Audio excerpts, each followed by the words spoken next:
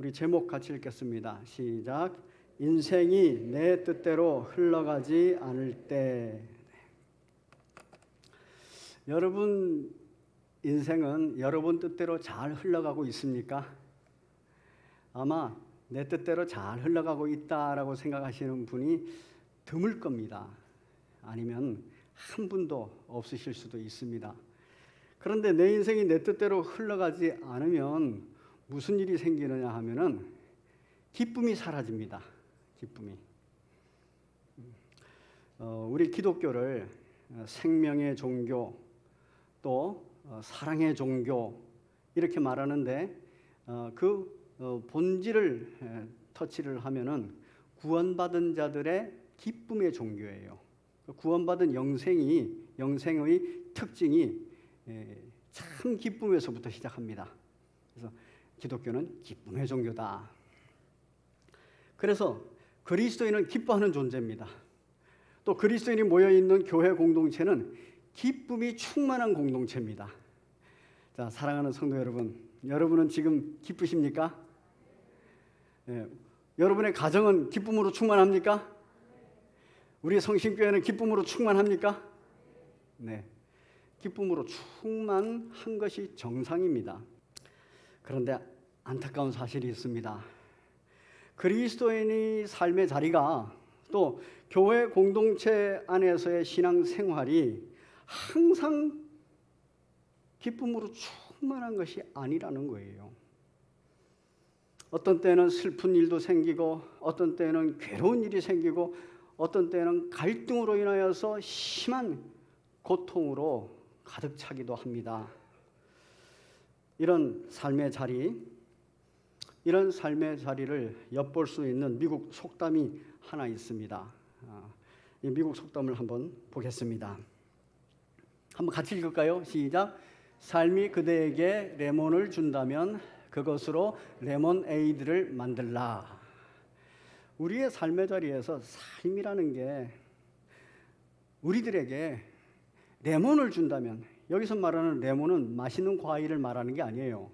레몬의 맛, 아주 쓴맛, 아주 신맛, 너무 쓰고 쉬어서 고통스러운 맛, 인생에 이 맛을 준다는 거예요.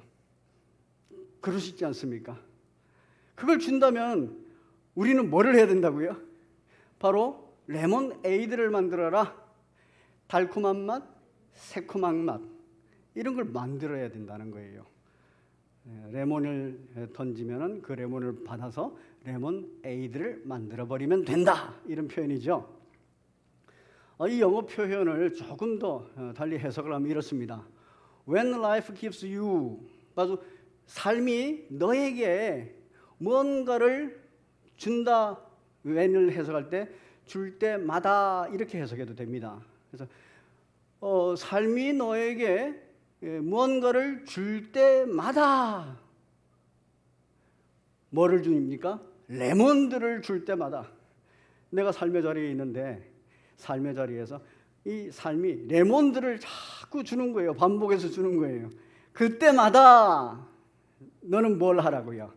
레몬에이드, 그걸 받아서 레몬에이드를 만들어 버려라.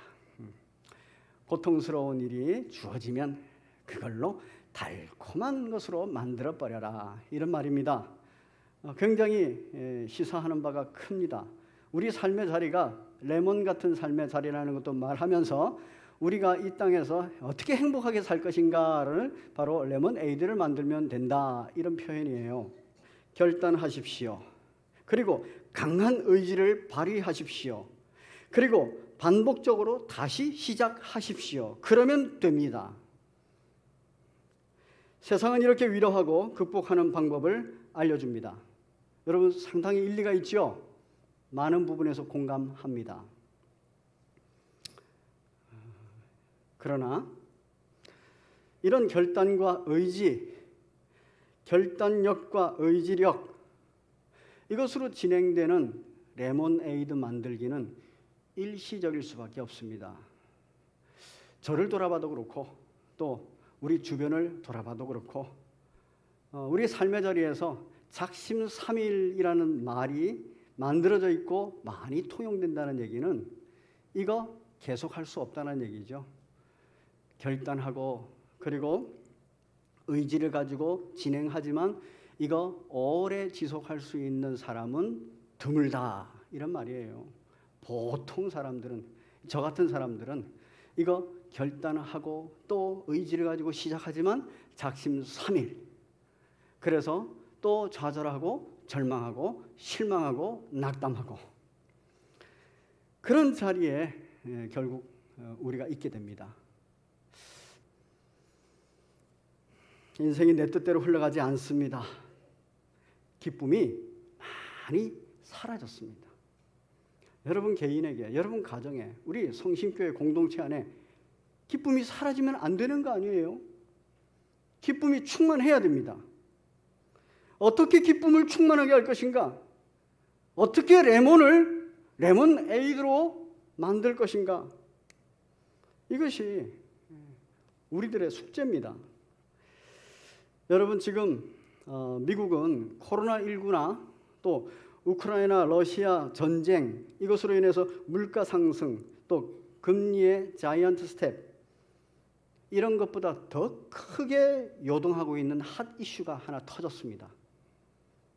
바로 지난 토요일 2022년 6월 25일입니다. 지난 토요일에 미 연방 대법원에서 낙태 합법화 판결에 대한 폐기 판결을 했습니다. 그거 발표했어요. 이 말이 좀 복잡하죠? 1973년도에 미국 연방 대법원에서 판결을 하나 내렸는데 뭐냐면 낙태는 합법이다 이렇게 판결을 내렸어요. 그래서 그 이후로 낙태하는 것이 합법으로 진행이 됐습니다. 50년이 됐어요. 49년, 50년이 됐어요. 이제 와서 대법원은 다시 낙태는 불법이다 이렇게 판결을 한 겁니다. 법이에요. 미국 헌법은 바뀌지 않았어요. 그런데 미국 연방 대법원의 판례가 바뀌었어요.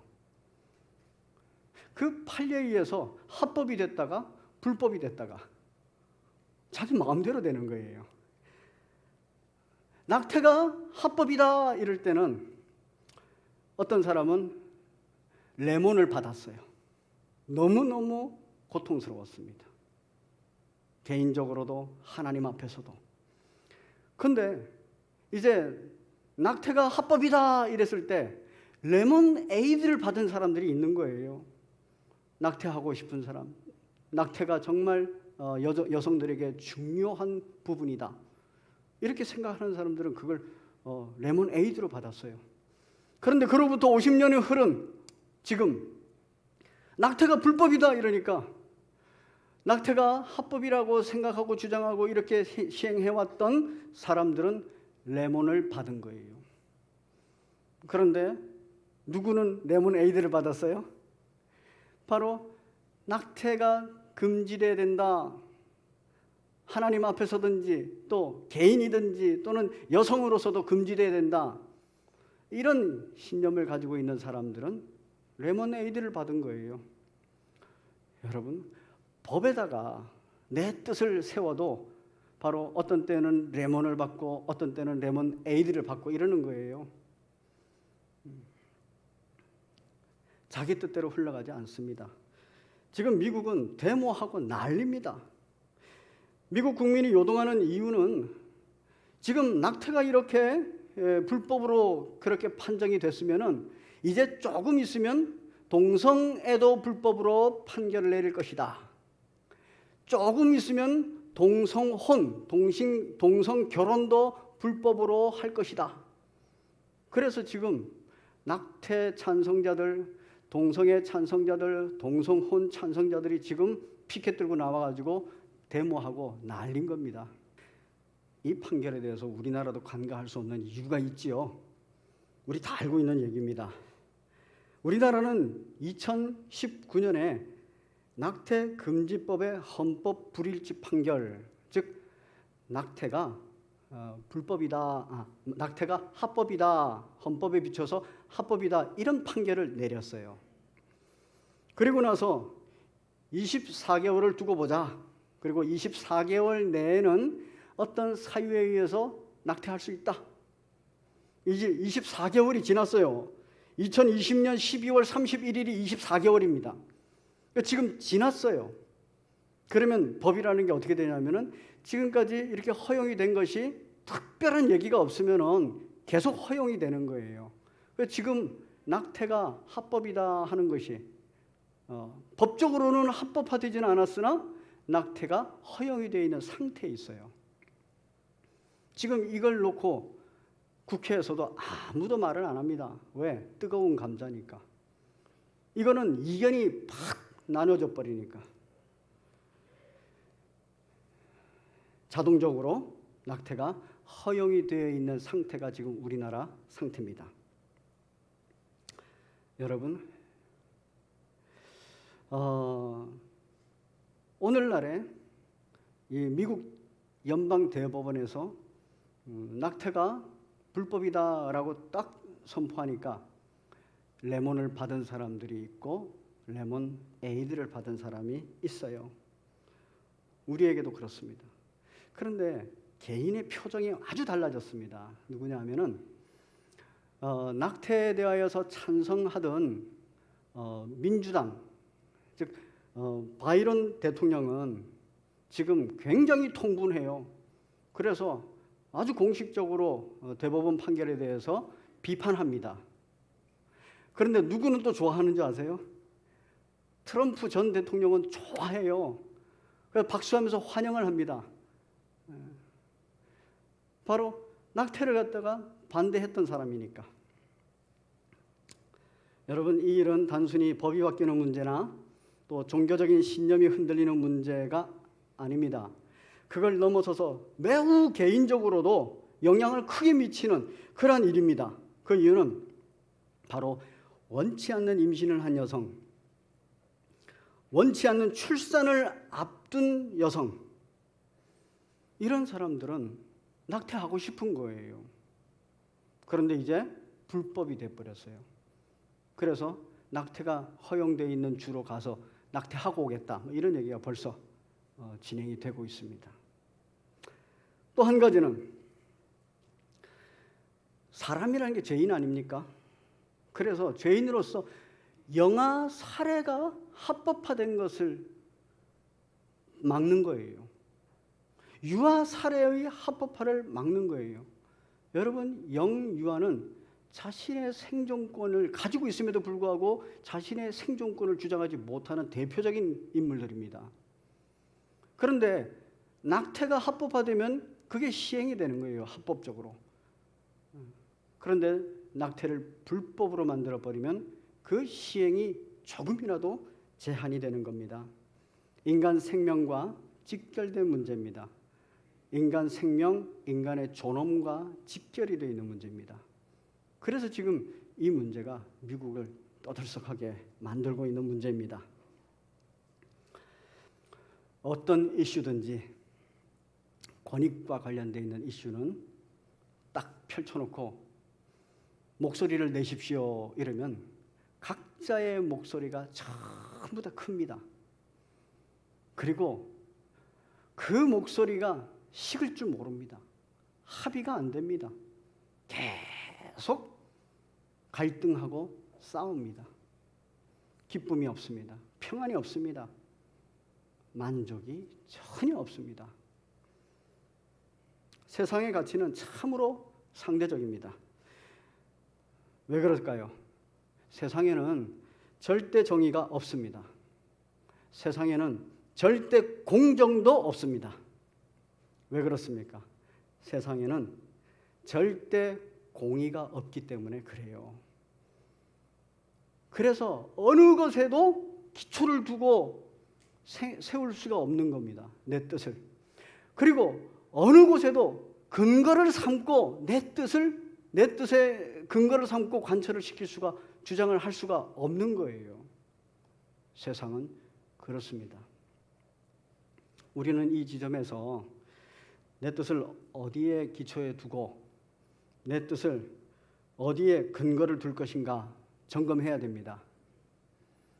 국가의 법에다 둘 건지, 사회적인 윤리와 도덕에 둘 건지, 또는 내 삶의 자리에 그러한 감정의 변화에 둘 건지, 여러분의 뜻은 지금 어디에 두고 계십니까? 오늘 제대로 자신의 뜻을 제대로 된 기초에 세우고 제대로 된 근거에 둔 사람이 소개됩니다. 누구냐면 바울 사도지요.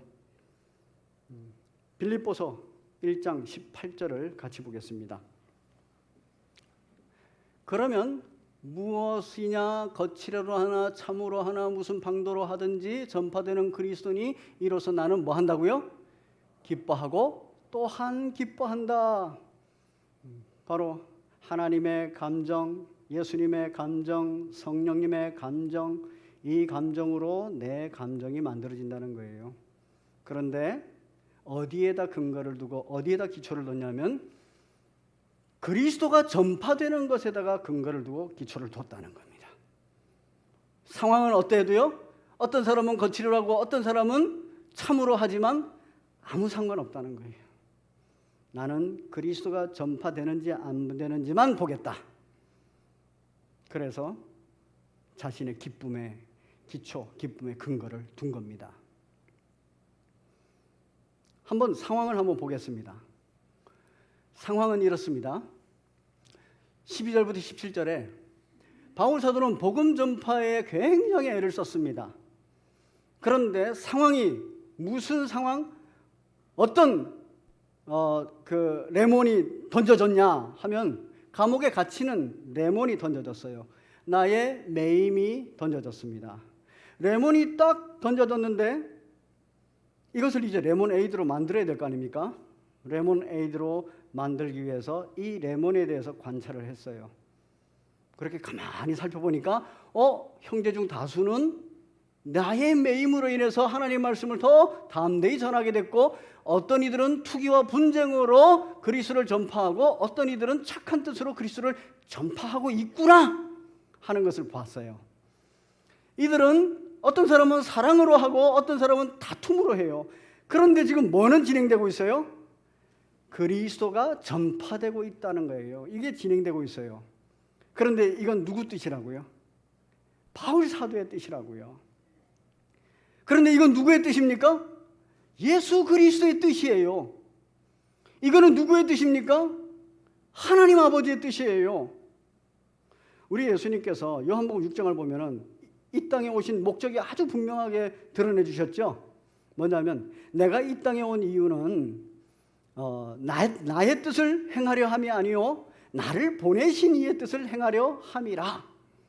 그래서 내게 준 자를 하나도 잃어버리지 않고 다 살려내는 것이 그것이 아버지의 뜻이고 그리고 그것이 내 뜻이다. 그러면서 성령님은 이 뜻을 그대로 받아서 실행하시는 분이다. 그렇게 말하고 있어요. 그래서 성령이 바울 사도 안에 마음속에 들어가 있으니까 하나님의 뜻, 복음 전파, 예수님의 뜻, 복음 전파, 성령님의 뜻과 역사, 복음 전파, 이게 마음속에 자신의 뜻으로 만들어진 거예요. 바울 사도의 뜻은 복음 전파예요. 그리스도를 전파하는 것입니다. 왜? 그 안에 그리스도가 가득 찼기 때문에. 계속해서 볼까요? 17절 다음은 18절 오늘 본문입니다. 내가 기뻐한다는 거예요. 그리고 나서 또 기뻐하는 데는 너희의 간구와 그리스도 예수의 성령의 도우심이 있기에 내가 구원을 이루어낸다. 그래서 그리스도가 존귀하게 되는 것이 내가 사는 목적, 내가 죽는 목적인 거예요. 이는 내게 사는 것이 그리스도니 내게 가득 그리스도가 차 있으니 죽는 것도 유익하다. 여러분 지금 바울 사도는 여기에 자기의 뜻을 기초로 이걸 기초로 삼고 자기 뜻을 세웠어요. 이 말씀에 근거를 두고 자기 뜻을 거기다가 실행했습니다. 그러니까 복음 전파되는 것을 보면서 내 뜻이 실행되고 있구나. 내 뜻대로 흘러가고 있구나. 그래서 기쁘고 기쁜 거예요. 그런데 중요한 게 뭐라고요? 내 뜻이 뭐냐? 바로 예수 그리스도의 뜻이요, 하나님의 뜻이요, 성령님의 뜻이다. 그래서 이것이 영원한 기쁨이 되는 것입니다. 여러분, 여러분의 뜻은 무엇입니까?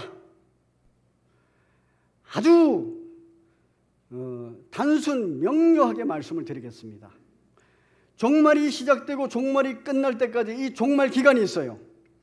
종말이 시작되면서 예수님께서 오셨고, 예수님께서 이제 이 종말 실행을 위해서 부활 승천하시면서 성령이 너희에게 임할 것이다 그랬어요. 성령이 너희에게 임하면 어떻게 된다고요? 너희가 권능을 받고 온 예루살렘과 온 유대와 사마리아와 땅끝까지 이르러 뭐가 된다고요? 그리스도의 증인 된다 그랬어요. 여러분, 이 종말의 시작은 그리스도의 증인으로 시작되는 거예요. 종말의 끝은 뭡니까? 그리스도께서 재림하시는 것으로 끝나요. 그렇기 때문에 그때까지 그리스도의 증인되는 이것이 종말 기간에 그리스도인이, 교회가 해야 되는 최선의 삶입니다. 종말에는 수도 없는 고난과 환난이 있어요. 왜? 마귀가 극성을 부리기 때문에. 죄된 세상이 끊임없이 도전하고 악한 세력이 공격하고 죄가 유혹하기 때문에 그래요. 그런데 그때 그 모든 것을 이기는 방법, 그 모든 것을 이기고 기쁨을 유지하는 방법, 바로 복음 전파입니다. 여러분 삶의 자리가 무엇을 먹을까, 무엇을 마실까, 무엇을 입을까로 염려, 근심, 걱정, 두려워하고 계십니까? 이거 떨쳐내는 길은 딱 한 가지, 복음 전파예요. 그리스도를 전파하는 겁니다. 이에 대해서 사도 바울은 정확하게 알았기 때문에 당시 얼마나 위험한 상황입니까? 그 상황 가운데서 복음을 전파했던 거예요. 그러면서 기쁨을 유지했어요. 언제도.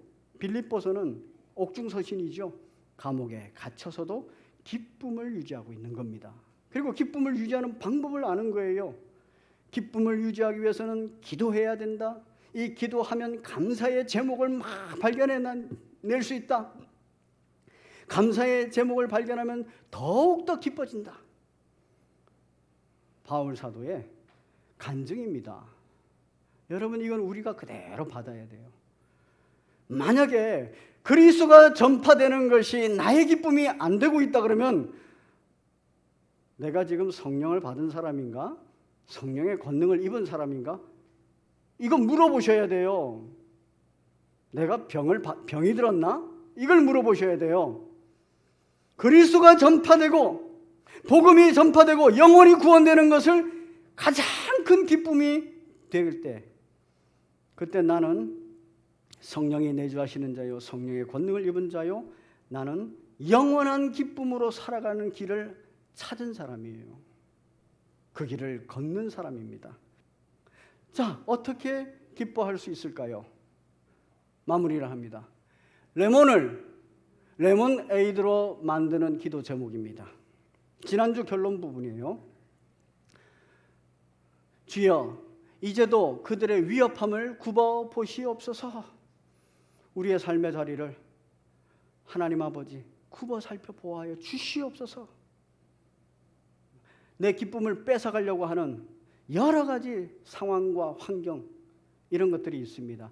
여러 레몬들이 있고 이 레몬들을 나에게 마구 던집니다. 굽어 살펴 주시옵소서. 그런데 알고 있습니다. 제가 담대히 하나님의 말씀을 전하면 이 모든 레몬들을 레몬에이드로 바꿀 수 있습니다. 그러니 담대히 하나님 말씀을 전하게 하여 주시옵소서. 그리고 뭘 얘기합니까? 이렇게 복음을 전파하는데 방해받지 않도록 손을 내밀어 병을 낫게 하여 주시옵소서.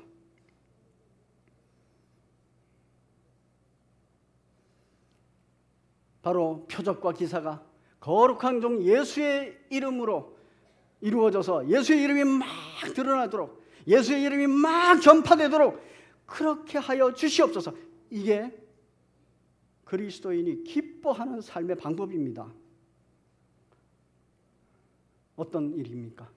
성도의 기쁜 삶은 복음을 전파하는 것입니다. 제자를 삼는 것입니다. 제자 삼는다는 것은 가르치고 가르친 것을 지키게 자꾸 함께 힘을 북돋아 주는 거예요. 예수님은 하늘과 땅의 모든 권세를 가지셨어요.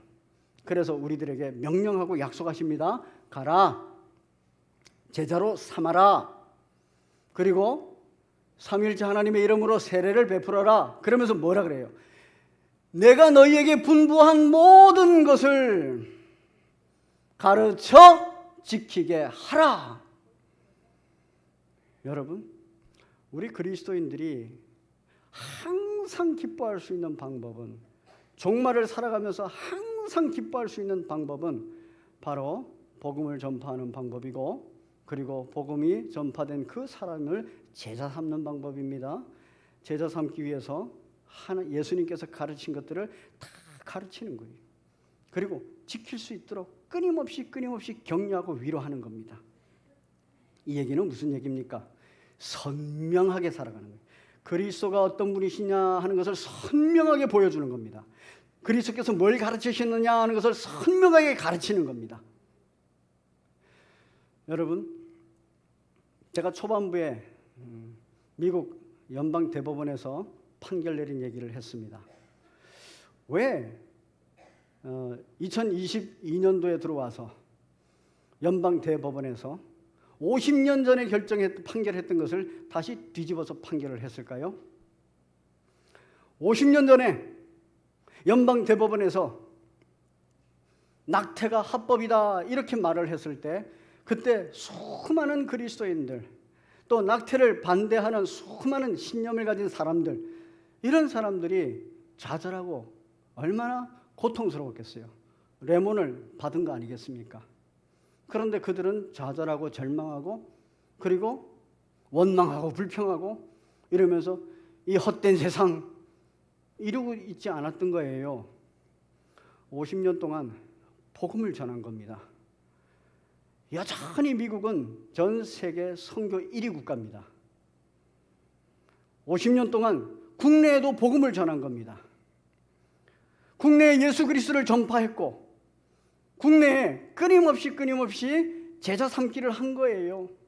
예수님의 가르침을 선명하게 드러내줬고, 예수님의 가르침을 지켜나갈 수 있도록 그렇게 격려하고 권면했습니다. 누구에게? 자기 자녀들에게, 자기 믿음의 후배들에게 50년 걸렸어요. 그러고 나니까 트럼프라는 사람이 등장했습니다. 그가 내건 공약 중에 낙태 반대, 다음에 공립학교에서 기도하는 문제, 이런 게 그 공약 안에 들어갔어요. 50년 동안 그렇게 복음을 전파하고 제자 삼기를 한 결과 그런 사람 하나가 나오는 겁니다. 왜 트럼프가 그렇게 했을까요? 트럼프는 자기가 그런 생각을 가졌는지 그건 잘 모르겠어요. 그러나 분명한 사실은 그걸 주장하면은 표를 많이 얻는다라는 것을 아는 겁니다. 그 얘기는 무슨 얘기입니까? 50년 동안 끊임없이 좌절하고 절망하지 않고 복음을 전파하고 제자 삼기를 한 성도들이 있었고, 그런 국민들이 있었던 거예요. 그러니까 대중이 그런 생각들을 공유한 겁니다. 그러니까 그걸 감지한 트럼프가 공약을 딱 내세우니까 표 찍어가지고 대통령 된 거 아니겠습니까? 그런데 대통령이 되고 나서도 시기가 안 맞으면 또 안 돼요. 그런데 기가 막히게 바로 연방 대법원의 판사가 9명입니다. 9명 중에서 항상 그 균형을 유지해요. 그것은 4명, 5명 막 이렇게 균형을 유지하는데, 그동안에는 진보적인 사람들이 대법원에 주로 있었습니다. 그래서 맨날 판결이 그렇게 낙태법을 합법화시키는 것으로 판결이 나고 그걸 고칠 생각도 안 하는 거예요. 그런데 트럼프 대통령이 됐을 때, 그때 그 4년 임기 동안에 3명의 연방 대법원 판사가 바뀌었습니다. 그건 권력으로 바꾸는 게 아니에요. 연방 대법원 판사는 임기도 없어요. 자기가 그만두고 싶을 때, 죽을 때, 그럴 때 그만두는 거예요. 그런데 그 시기가 딱 들어맞아가지고 3명이 바뀌었습니다. 보수주의자로. 여러분, 근데 보수주의자 중에도 낙태를 반대하는 사람이 있고 낙태를 찬성하는 사람이 있지 않겠습니까? 그런데 낙태를 반대하는 사람들이 있었던 거예요. 그리고 이 판사가 낙태를 반대하는 판사가 있었던 겁니다. 그래서 트럼프 대통령이 그 세 사람을 그 연방대법원의 판사로 임명을 한 겁니다. 그래서 이번에 5대4로 낙태가 불법이다 이렇게 판결을 내린 거예요. 여러분, 이건 정치 권력의 문제가 아닙니다. 복음 전파의 문제입니다. 제자 삼기의 문제입니다. 그게 50년 걸렸어요. 또 앞으로 어떻게 뒤집힐지는 몰라요. 그러면 우리나라 지금 허용 상태에 있어요. 이거 몇 년 만에 바뀔까요? 우리나라도 헌법재판소라고 돼 있죠. 연방대법원하고 같습니다. 9명의 판사가 있어요. 우리나라에는 그 9명 중에 6명이 진보 측이고 7명이 진보 측이고 1명이 중립이고 2명이 보수 측이에요. 그 얘기는 항상 최종 결정에 가면 진보 측의 결정을 한다는 얘기입니다. 지금 헌법재판소에 많이 올라간 것들이 있는데 다 그렇게 결정이 나요.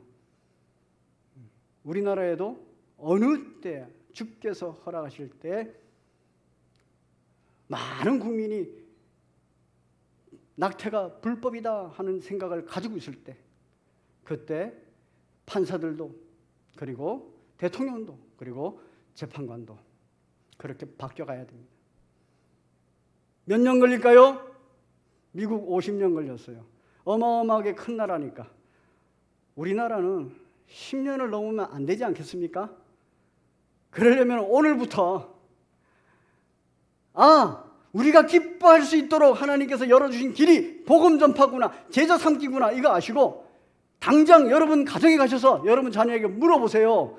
이러이러한 상황임에도 불구하고 낙태를 하는 게 옳겠냐, 옳지 않겠냐? 이러이러한 상황임에도 불구하고 낙태를 하는 걸 하나님이 원하겠냐, 원치 않겠냐? 그걸 물어보세요. 우리의 자녀에 대한 복음 전파와 제자 삼기가 있어야 되고 우리 믿음의 후배들에 대한 복음 전파와 제자 삼기가 있어야 됩니다. 언제부터? 오늘부터. 여러분, 낙태 이거 쉽지 않습니다. 생명이라는 문제가 무겁지만은 생명을 출산하고 또 출산하지 않아야 되는 여러 인간적인 상황들이 많음에도 불구하고 출산하는 거 어렵습니다. 그렇지만 하나님께서 만드신 생명에 관하여서 그 존귀함을, 그리고 인생이 얼마나 죄인인가에 대해서도 그 비참함을 알면은 우리는 이 법에 대해서 아주 신중하게 복음 전파와 함께 선명하게 드러내줘야 돼요. 가르쳐야 됩니다. 성심의 교우 여러분, 우리의 삶의 자리가 우리들에게 레몬을 던진다 해도 우리는 복음 전파, 제자 삼기, 예수 그리스도께서 가르치신 것을 선명하게 드러내주고 그리고 예수 그리스도께서 가르치신 것을 가르쳐 지키게 하는 이 일을 하면 모든 레몬은 레몬에이드로 바뀐다 하는 것을 믿으시기 바랍니다. 그 일에 인생을 던지시고 그 일에 생명을 던지시는 복된 여러분 되시기를 바랍니다.